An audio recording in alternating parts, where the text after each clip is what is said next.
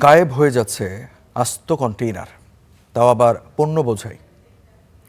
কঠোর নিরাপত্তা আর নজরদারি এড়িয়ে চট্টগ্রাম বন্দরের ইয়ার্ড থেকে যেন বাতাসে মিলিয়ে যাচ্ছে এসব কন্টেইনার। সম্প্রতি বন্দর ও কাস্টমস কর্তৃপক্ষের মধ্যে চিঠি চালাচালিতে বিষয়টি সামনে আসে।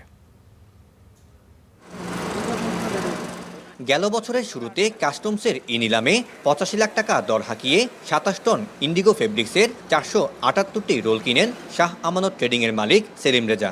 ভ্যাট ট্যাক্স বাবদ সরকারি কোষাগারে ১,৬০,০০,০০০ টাকার বেশি পরিশোধ করলেও বন্দরে পণ্য বুঝে নিতে গেলে খোঁজ মেলেনি কন্টেইনারটির। পরে কাস্টমস ও বন্দর কর্তৃপক্ষের যৌথ তদন্তেও বন্দর ইয়ার্ডে কন্টেইনারটি পাওয়া যায়নি।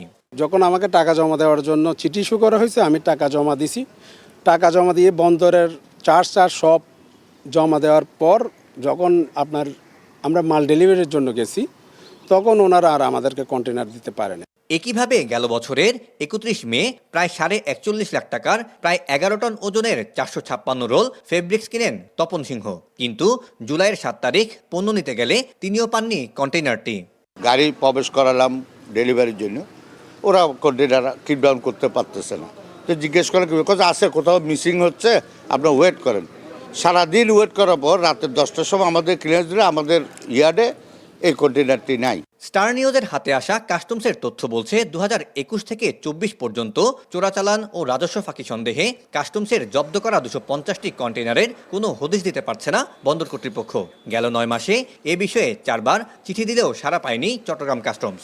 কন্টেইনারগুলো যে জায়গায় থাকার কথা, তার যে অবস্থান, সেই অবস্থানে আমাদের এর কর্মকর্তারা যখন খুঁজে না পেয়েছে, তখনই আমরা এই চিঠি দিয়েছি বন্দরকে। বন্দর এখন পর্যন্ত কোনো উত্তর দেয়নি, তবে আমরা আশা করছি খুব দ্রুতই উত্তর পেয়ে যাব। এদিকে দায়িত্ব অবহেলা ও নিখোঁজ শাহ আমানত ট্রেডিংয়ের কন্টেইনারটির জন্য ১,৬০,০০,০০০ টাকার বেশি পরিশোধের জন্য বন্দরকে চিঠি দিয়েছে কাস্টমস, কিন্তু নির্বাক বন্দর। পোর্টের থেকে কন্টেইনার আগেও মিসিং হয়েছে, কিন্তু আগে মানুষ জানতো না।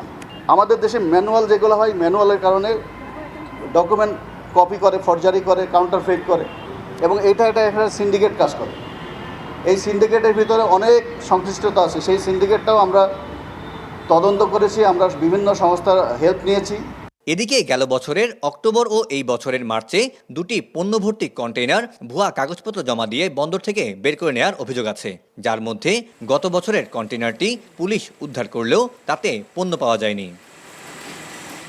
ডিজিটাল ট্র্যাকিং আর সিসিটিভির কড়া নিরাপত্তা এড়িয়ে বন্দর থেকে একের পর এক কন্টেইনার বাতাসে মিলিয়ে যাওয়ার ঘটনা শুধু চুরি বা জালিয়াতি নয়, এটি বন্দরের নিরাপত্তাকেও হুমকির মুখে ফেলেছে। বারবার কন্টেইনার এভাবে হারিয়ে যাওয়ার ঘটনা বন্দর কতদিন এড়িয়ে যাবে, সেটি এখন দেখার বিষয়। Syed Tamim Mahmud, star news, Chittagong.